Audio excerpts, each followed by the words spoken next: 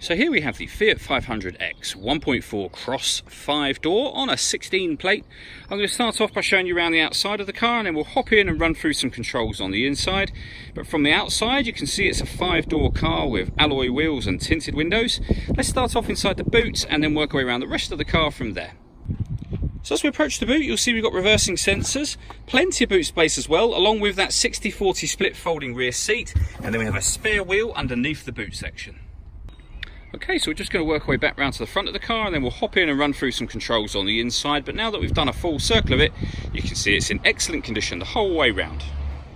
Just briefly before we climb in, I think it's well worth seeing the interior from this exterior point of view. There's plenty to run through on the dashboard, so let's hop in and we'll do that right now.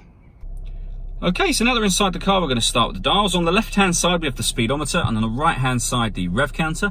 In the middle, you can see the total miles for this car, which are 14,534. The information that's displayed above that can be changed using buttons on the steering wheel, as you can see. And you've got various different pieces of information from audio to fuel economy. The buttons I was using to do that are on the left-hand side. We've also got the ability to answer and end phone calls. And we have voice activation over that side as well. So you can hit that button, ask it to dial anyone in your contacts list, that it can do that for you without you having to take your phone from your bag or pocket. That is, of course, once you paired the phone up, and I'll show you where that's done in just a moment.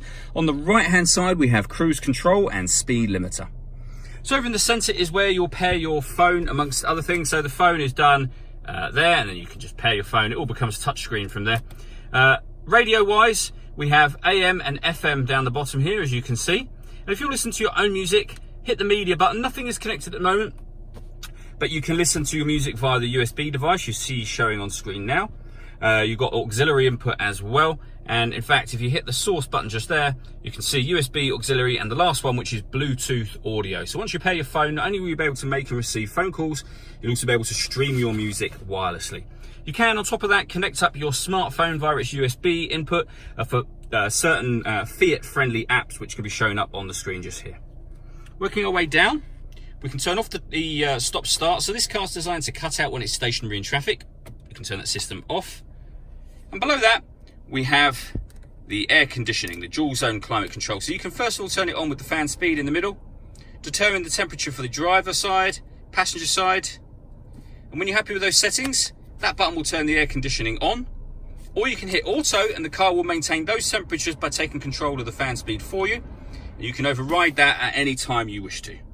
Underneath that, we have the auxiliary and USB inputs, a 12-volt charging socket, and then a 6-speed manual gearbox. And finally, we have this dial just here.